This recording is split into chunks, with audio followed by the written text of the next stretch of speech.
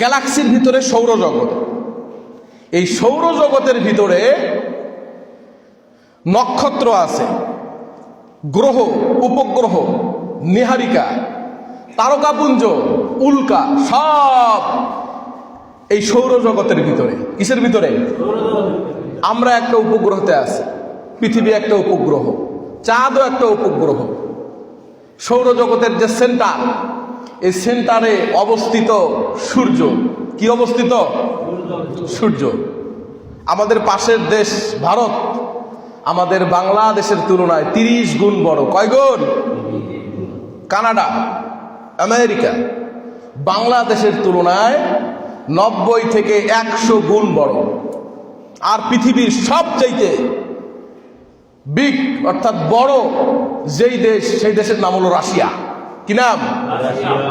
Russia হলো পৃথিবীর সবচাইতে বড় দেশ, যা বাংলাদেশের চাইতে 160 গুণ বড়। কয় গুণ বড়? 160 গুণ বড়। আরো 250টারও বেশি দেশ রয়েছে। এই নিয়ে কি পৃথিবী? না।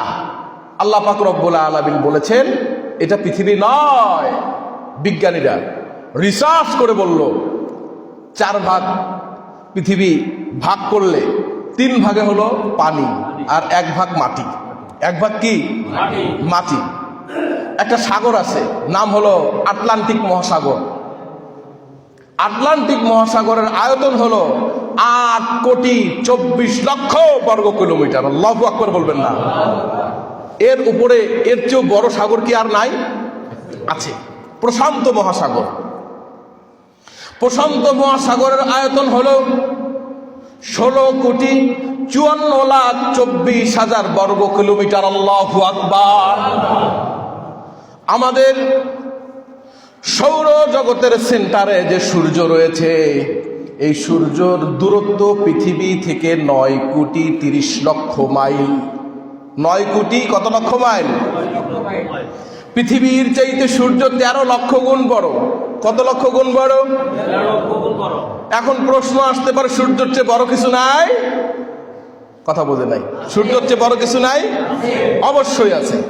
সূর্য প্রত্যেক দিন যে তাপটা দেয়, 1,40,00,000 সেন্টিগ্রেড তাপ দুনিয়াতে দেয়। আল্লাহু আকবার। রাসূলুল্লাহ সাল্লাল্লাহু আলাইহি ওয়াসাল্লাম বলেন, যেই তাপ সূর্য ডিরেক্ট দেয়, ওই তাপটা যদি ঘুরায়া না দিত, ডাইরেক্ট যদি পৃথিবীর দিকে দিত, পৃথিবীর তরুলতা, গাছপালা, মানুষ কিচ্ছুই বেঁচে থাকতো না, সব পুরে ভস্ম হয়ে যেত। রাসূলুল্লাহ সাল্লাল্লাহু আলাইহি ওয়াসাল্লাম আরো বলেন, সূর্যটা যে স্থানে রয়েছে, সেই স্থান থেকে 1 ইঞ্চি নিচে যদি সূর্যটা নেমে যায়, দুনিয়ার সব মানুষ ছারখার হয়ে যাবে। আবার যেখানে সূর্যটা আছে, ওই জায়গা থেকে 1 ইঞ্চি উপরেও যদি সূর্যটা চলে যায়, আমাদের পৃথিবীর সব মানুষগুলো স্ট্যাচু হয়ে যাবে, বরফ হয়ে যাবে। এই ব্যালেন্স পূর্ণভাবে নক্ষত্র, তারকা আল্লাহ পাক রব্বুল আলামিন গ্যালাক্সির ভিতরে সাজিয়ে রেখেছেন। আমাদের পৃথিবী ছাড়াও আরো 8টা উপগ্রহ আছে। আপনারা ছোট থাকতে পড়ছেন, বুধ, বৃহস্পতি, শুক্র, শনি, মঙ্গল, নেপচুন পড়ছেন না? ইউরেনাস, এগুলা পৃথিবী ছাড়া আমরা ছোটবেলায় পড়ছি আরো 8টা গ্রহ। আল্লাহ পাক রব্বুল আলামিনের এই সৃষ্টিগুলি 1টা 2টা নয়, একটা সূর্যর চাইতে একটা ছোট্ট ছোট্ট তারকা যে আকাশে দেখা যায়, এই তারকা ছোট্ট নয়, সূর্যর চাইতে 50 কোটি গুণ বড়। সুবহানাল্লাহ বলবেন না?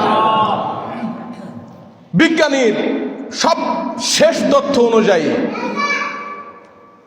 সর্বশেষ তাদের যন্ত্রপাতি যা আছে সব কিছু নিয়ে তারা রিসার্চ করে বের করলো।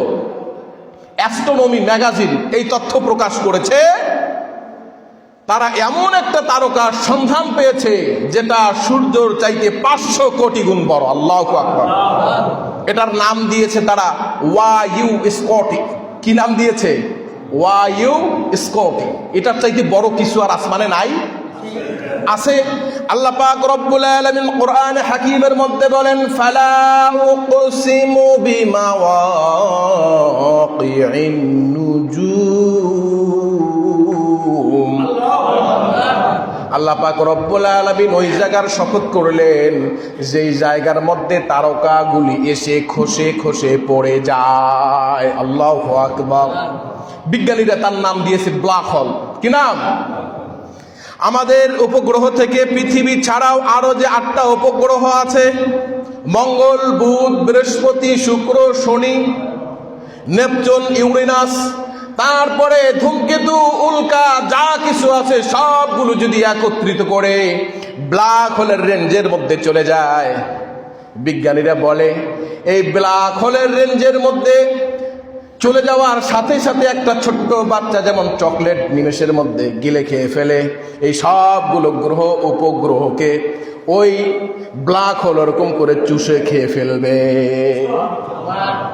আজকে ধরলাম 100 বছর, 150 বছর আগে, এর আগে তো না, 200 বছরই ধরলাম, 200 বছর আগে বিজ্ঞানীরা এটা তালাশ করে বের করছে।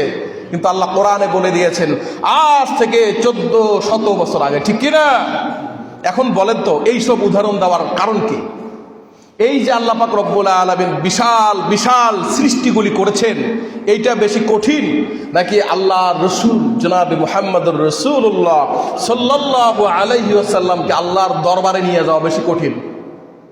বুঝে নাই? রাসূলুল্লাহ সাল্লাল্লাহু আলাইহি ওয়াসাল্লামকে আল্লাহ যদি সাক্ষাতের জন্য তার দরবারে নিয়ে যায়, এটা কি কোনো আল্লাহর কাছে জটিল কিছু? কিছুই না। এই বিশ্বাস আছে তো ইনশাআল্লাহ? অনেকে বলে যে রাসূলুল্লাহ স্বপ্নে যুগে মেরাজে গেছে। না, আল্লাহ পাক বলছেন সুবহানাল্লাযী আসরা বিআবদি। আবদি মানে আব্দুন বলা হয় বান্দাকে, আর বান্দা তখনই হয় তার ভিতরে যতক্ষণ পর্যন্ত রূহ থাকে। আমি মরে গেলে আমারে কি করবে? রবিউল বলবে, বলবে রবিউল হুজুরের লাশ। কি বলবে? ঠিক না?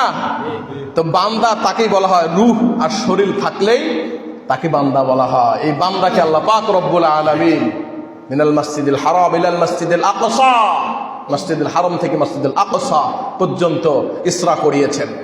এটা বিশ্বাস না করলে সে কাফের হয়ে যাবে। আমরা বিশ্বাস করি তো?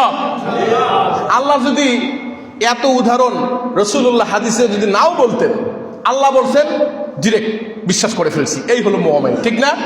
কিন্তু হাদিস কোরআনে যেহেতু আছে, আমরা একটু সার নির্যাস জানতে চাই। ঠিক কিনা? একটা কিতাব আছে, এই কিতাবের নাম হলো ফেরেশতা কা আজব হালত হ্যায়। কি নাম? ফেরেশতা কা আজব হালত হ্যায়। এই কিতাবের মধ্যে আসছে রাসূলুল্লাহ সাল্লাল্লাহু আলাইহি ওয়াসাল্লাম জিবরাইল আলাইহি সালাতু ওয়াস সালামের সাথে বসে আছেন। আল্লাহ পাক রব্বুল আলামিন আসমান থেকে স্পেশাল একটা ফেরেশতা পাঠিয়ে দিলেন। বললেন, ইয়া রাসূলুল্লাহ, ইয়া হাবিবাল্লাহ, আপনার জন্য 2টা অফার রব্বুল আলামিন পাঠিয়ে দিয়েছেন। সুবহানাল্লাহ। অফার 2টি শুনতে চাইলেন। 1 নম্বরে অফার, আপনি বিশ্ব নবী, ঠিক আছে, আল্লাহ পাক রব্বুল আলামিন যত মাখলুক, বিশ্ব নবী হলে কম হয়ে যায়, আমাদের মানে আসলে এত তো আর ক্যাপচার নাই। রাসূলুল্লাহ শান বুঝাইতে গিয়ে এরকম করে আলেমরা বলেন, মুহাদ্দিসরা বলেন, আল্লাহ যত মাখলুকের রব, আপনার আমার নবী তত মাখলুকের নবী। সুবহানাল্লাহ। আমাদের ক্যাপাসিটি কম, ঠিক না? তো বিশ্ব নবী বললে আশা করছি আল্লাহ মাফ করে দিবে। আমরা বুঝাচ্ছি আরো এরপরে কত বিশ্ব আছে, যত জাহান আছে, সব জাহানের রব আল্লাহ, সব জাহানের নবী ও মুহাম্মদ সাল্লাল্লাহু আলাইহি ওয়াসাল্লাম। বুঝার ক্ষেত্রে বলছি।